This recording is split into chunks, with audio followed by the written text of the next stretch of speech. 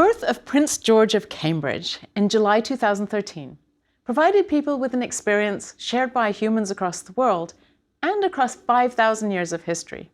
As soon as we were told his name, we knew we would see it and see his face for the rest of our lives. Prince George would be growing up in the public eye, and the world would watch and discuss him for generations to come. Although for most of us, our careers and futures are mysteries from birth, that's not true of a crown prince.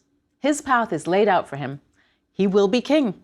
He'll be watched and analysed, and sometimes applauded and sometimes scorned throughout his life. Prince George's experience is a relic of past centuries. He's a living history exhibit, a link to a time when kings had the power to decide almost anything. A new prince in line for the throne provided a promise of continuity, even if the royal family was unpopular.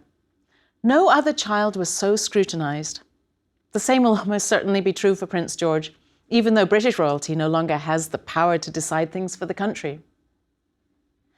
I remember once seeing the royal family go by in a car in the Lord Mayor's show, that's an annual parade in London, and being quite sure that Prince Andrew waved at me, though of course he didn't.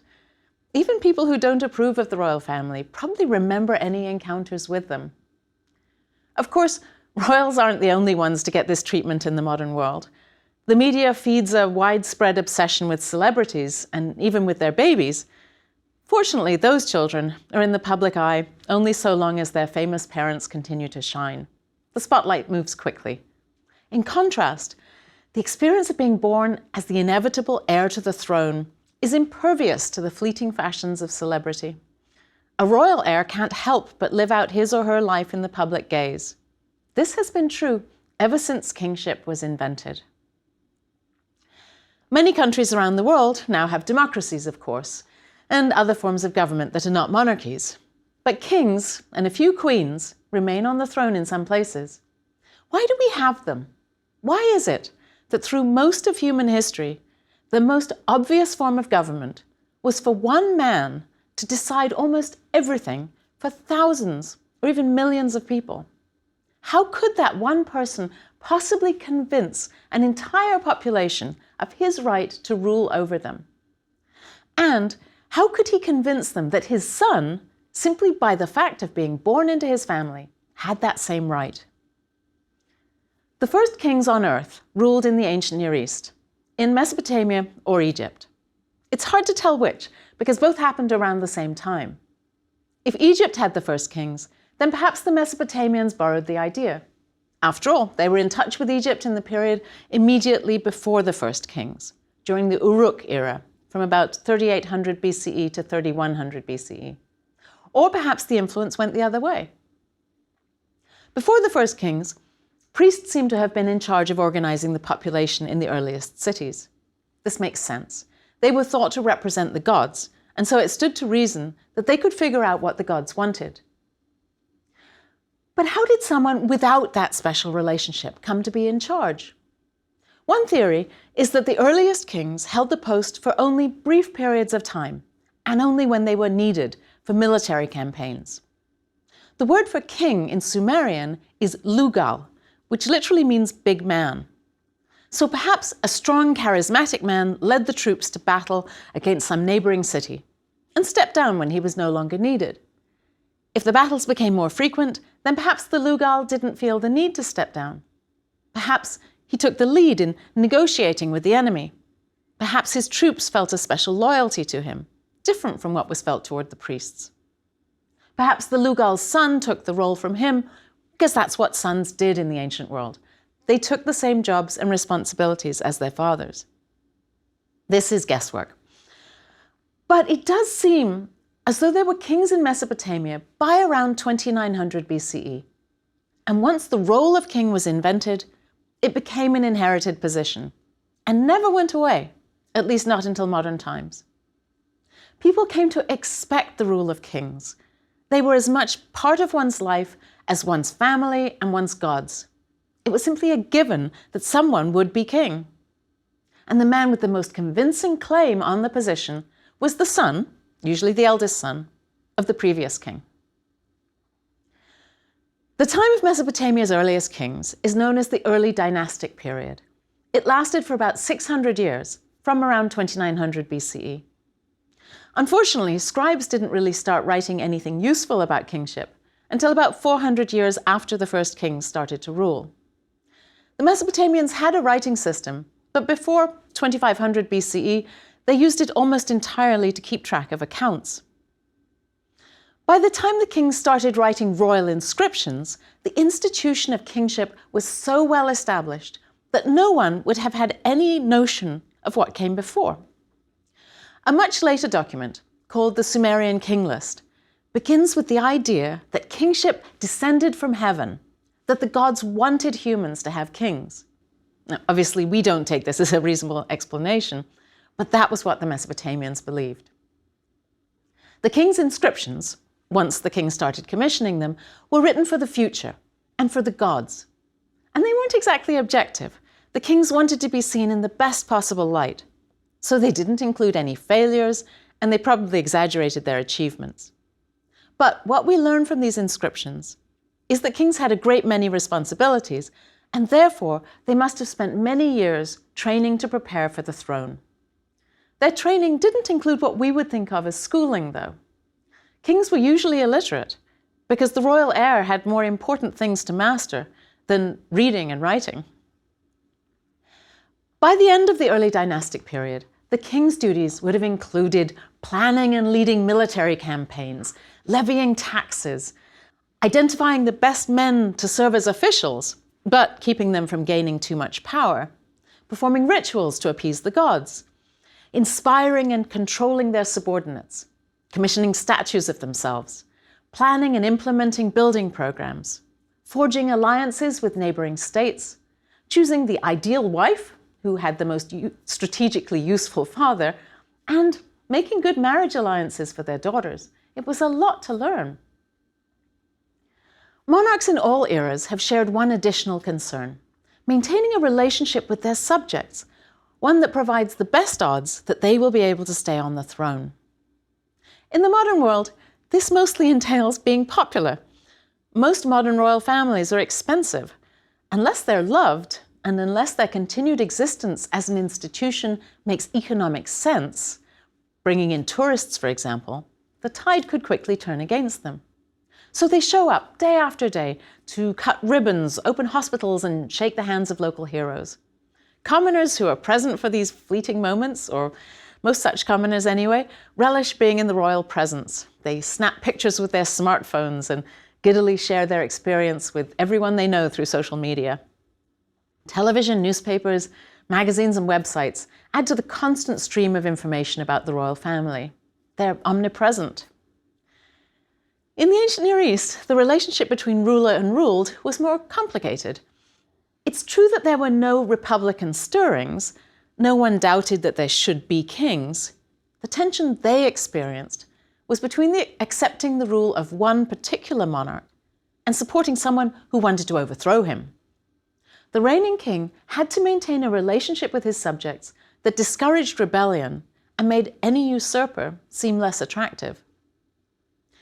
But the king couldn't do this only by being popular and visible. There were no ancient equivalents of photo opportunities or souvenir plates or guided tours through the palace. The king had only two choices, really. He could terrify his people into submission, or he could win them over by providing for them and protecting them and convincing them that he was on their side. Either way, whether he was feared or loved, or a bit of both, a king had a two-way relationship with his subjects. They had to provide for him, just as he provided for them. They had to pay their taxes, and they were required to show up, not just for military service, but also for what's known as corvée labor duty, a sort of national service work done by free men when canals needed to be dug or maintained, or buildings needed to be constructed. The subjects had to follow the king's directives and obey his orders, as well as those of his officials. One way that kings achieved this was to tell people that the gods had chosen the king for the role, and the gods would punish people who didn't follow the king. This wasn't just propaganda. It's clear that all the kings believed this deeply. Why would they have been born into the royal family if the gods hadn't wanted them to rule? Besides, various omens, signs from the gods, always supported the choice of the royal son as heir. And if someone who was not from the royal family did manage to usurp the throne, his very success was evidence of the gods' support. But it wasn't easy to overthrow a king, or to convince people that the gods wanted you to do so. Most royal families were able to pass the throne from father to son. In the early dynastic period, the kingdoms in Mesopotamia were relatively small. They're often described as city-states. Each king ruled a small state with one or two major cities and a number of smaller towns and villages. They were all located along rivers, either the Tigris or the Euphrates or a tributary, because the people needed river water for everything: irrigation, transportation, drinking, bathing, fishing, you name it. There was no way to survive away from the rivers. Around the cities and villages, there were fields and orchards that produced crops. And beyond those were steppe lands that supported herds of sheep and goats. These were the basis of the economy. In each city-state, the king and his family lived in the capital, which was also home to the local god. For example, the moon god, Nana, lived in the city of Ur, and the goddess Inanna lived in the city of Uruk. The god or goddess had a grand temple, usually near the center, not far from the king's palace. The god was believed to literally be present, taking the form of a statue. This is hard for us to wrap our minds around because most modern religions don't share this idea. But each god was believed to be in at least two places at once. The sun god, for example, was up in the sky, visible to everyone, but also present in human form in his statue in the city of Larsa. He needed all the things a human ruler needed: a home, clothing, food, and adulation. His home was the temple, and clothing and food were presented to each of the gods on a regular basis.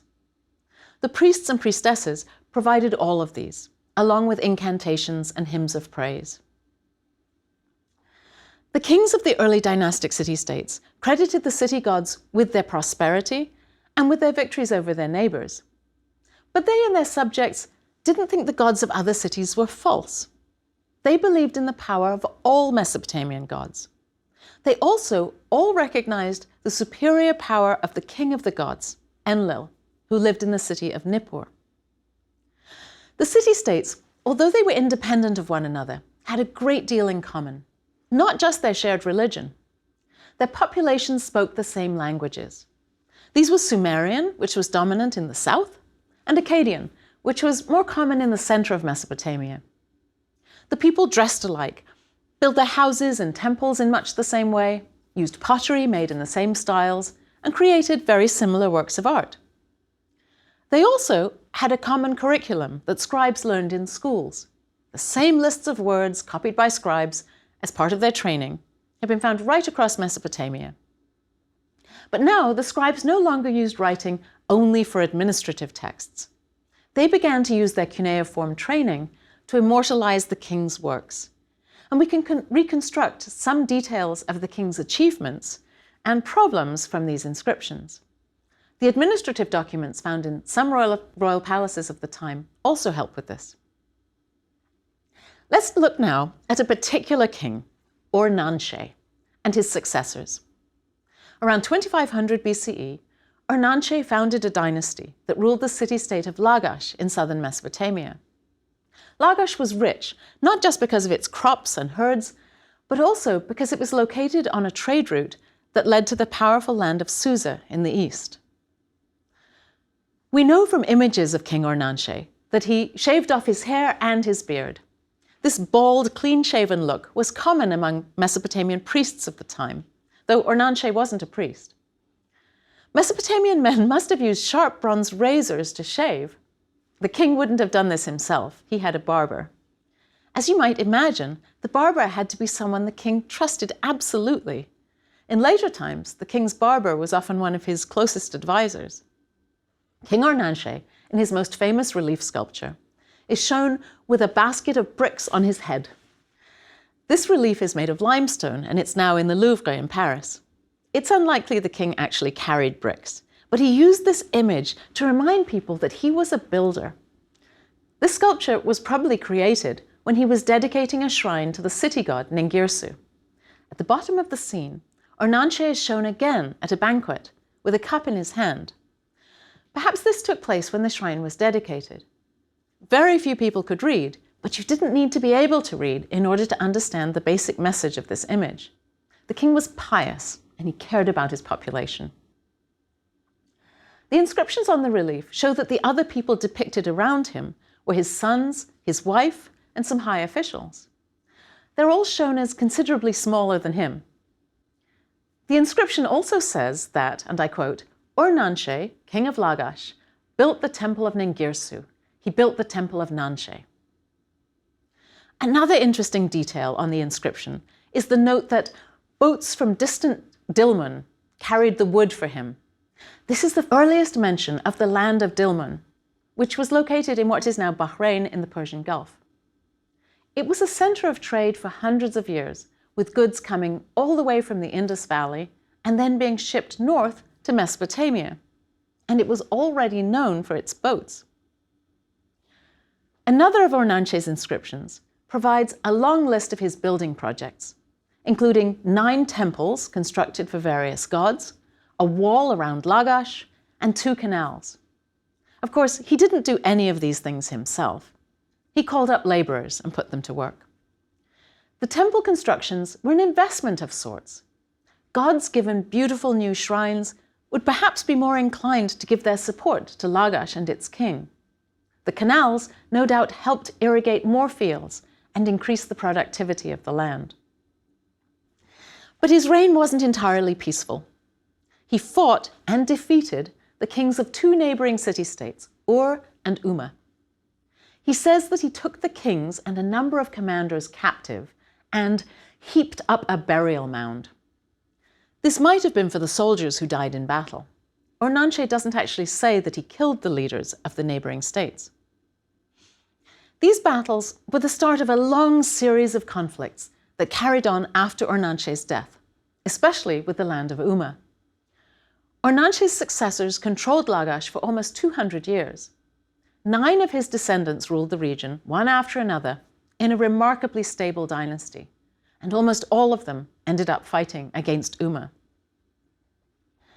Lagash and Umma each claimed the right to control a territory in between their 2 city-states, called the Gu-Edina. Most surviving inscriptions are from excavations of buildings that belong to Lagash. So, as a result, we have a rather one-sided story about this dispute. No doubt the kings of Umma felt equally righteous about their cause and felt their god supported them and wanted them to control the Gu-Edina. One of Ornanche's successors, a king named Eannatum, who came to power around 2450 BCE, memorialized his victory over Umma with an impressive stone inscription known as the Stele of the Vultures.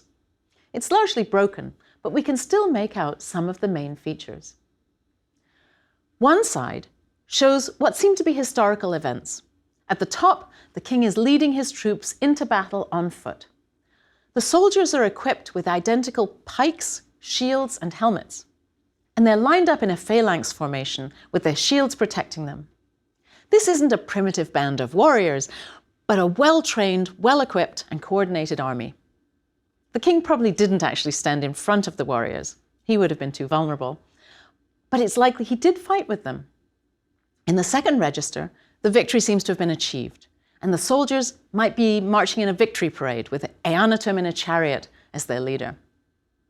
The third register is broken, but it seems to show a pile of dead soldiers and a bull. The bull was probably about to be sacrificed. The back of the stela shows the religious interpretation of this historical victory. The god Ningirsu holds a huge net full of dead enemies from Umma. So the king is giving credit for his victory to the god of his city-state, Lagash. The text of the inscription is even more interesting. It gives a historical account of past conflicts with Umma, along with details of the recent battle, Eannatum's victory. The border between Umma and Lagash was re-established as a result of this war. And the Gu-Edina region was once again inside the borders of Lagash. Eannatum didn't kill the king of Umma. Instead, he forced him to swear an oath. The religious object in front of which this oath was sworn was the battle net of Enlil. Enlil was a greater god than either the city god of Umma or the city god of Lagash, a fact that both kings would have acknowledged. When the king of Umma swore to Enlil that he wouldn't dispute the border, Eannatum might have had some hope that the border would last. This idea of calling on an impartial god to oversee a treaty was important. Sometimes the kings would swear by the gods of both lands instead of a greater god such as Enlil, the king of the gods, whose home was in neither land. But it wasn't good enough to invoke the god of just the lands involved. All the gods were believed to be real and very involved in the political affairs of their cities. You could also count on them to keep an eye on the kings and to make sure their oaths were obeyed. If you swore in the names of several of them, that raised the odds that they'd punish anyone who broke the oath. A later king, Eannatum's nephew, Entemena, continued to have problems with Umma. In one inscription, he mentions that he sent envoys to the king of Umma to negotiate. Here again, you can see that relations were complicated between these enemy countries. The kings negotiated truces at the end of each round of battles and spoke to one another through envoys. Entemena also had other troubles. He was worried about the king of another city-state, Lugal-Kagine-Dudu of Uruk, who had conquered a previous enemy of Lagash in the form of the city-state of Ur. Lugal-Kagine-Dudu seems to have been trying to take control of much of southern Mesopotamia. He even called himself king of all the lands, although this was definitely an exaggeration. Entemena perhaps worried about whether Lagash would be the next city-state to be attacked by Lugal-Kagine-Dudu. Entemena of Lagash worked to make sure this didn't happen. In several inscriptions, he boasts that he was able to conclude a treaty of brotherhood, that is, an alliance with Lugal-Kagine-Dudu of Uruk. This is one of the earliest peace treaties that we know of. Although we don't have a copy, it must have been negotiated by envoys who traveled back and forth between Lagash and Uruk, figuring out the terms. When it was completed, both Entemena and Lugal-Kagine-Dudu would have sworn to uphold it. Not only in the south did kings make treaties with one another and send envoys to negotiate. In Syria, hundreds of miles northwest of Lagash, kings of a city-state named Ebla did many of the same things. Ebla, too, had a long-lasting rivalry with a neighboring country. In this case, it was Mari, downstream along the Euphrates. The two kingdoms went to war over and over again. But they also made treaties with one another and with other cities. One treaty was found during the excavations of the palace at Ebla. It was drawn up between the king of Ebla and the king of a land called Abarsal. It's a big square clay tablet covered with small rectangles in columns. Each rectangle contained a word or a clause in careful cuneiform, and these were read from top to bottom. The treaty includes provisions about what each king should do if fugitives tried to escape from one land to the other. It also mentions the treatment of messengers. For example, it specifies that for 10 days after arriving in a foreign land, messengers would be expected to live on their own rations. And after that, they'd be given food by the king whose court they were visiting. Presumably, this would happen if they were waiting for the king to compose a letter in reply to their own king. So it makes sense that he would have to provide for them while they waited. A letter found at Ebla gives a little more information about this. It was from a steward of the king of Ebla to his counterpart in a distant land called Hamazi. The steward notes that he and his correspondent were brothers, equals, as were their respective kings. The man sending the letter asks the steward of Hamazi to send a number of donkeys and writes that in exchange he would send 2 wagons and 10 ropes. This, he said, was how brothers were supposed to behave. What is appropriate to brothers? Whatever desire you express, I shall grant you. Whatever desire I express, you shall grant. Another piece of evidence for relations between city-states was that the kings of Ebla sent their daughters to marry other kings. We know this from administrative records drawn up when goods were sent to the princesses living in their husbands' kingdoms. So, as soon as the Mesopotamians had kings, and as those kings started engaging in organized wars against one another, they also created a formal way of engaging in diplomacy. People always assume that diplomacy was a late development, when in fact we have evidence for it at the same era as the early texts that provide the first written evidence for organized warfare. Early diplomacy had 5 specific components. The first was the regular exchange of messengers. The second was the agreement to abide by treaties that governed relations between the city-states, including treatment of the messengers. The third was the exchange of letters between the kingdoms. These were carried by the messengers. The fourth was giving luxury goods to one another in the form of gifts that the messengers brought almost every time they went to a foreign court. These gifts could be in answer to specific requests. And the fifth was the tradition of marrying an ally's daughter, or of a king sending his own daughter to marry an ally or vassal. These 5 conventions helped create orderly international relations for more than 1,000 years. We've seen how kings were believed to get their authority from the gods, and how it became normal for kings to inherit the throne. We've also seen that the early kings portrayed themselves both as warriors and as protectors of their subjects. But these early kings had a relatively limited amount of power because their kingdoms were small. Some later Mesopotamian kings would use these same ideas about legitimacy and power to rule over much larger kingdoms and, eventually, empires.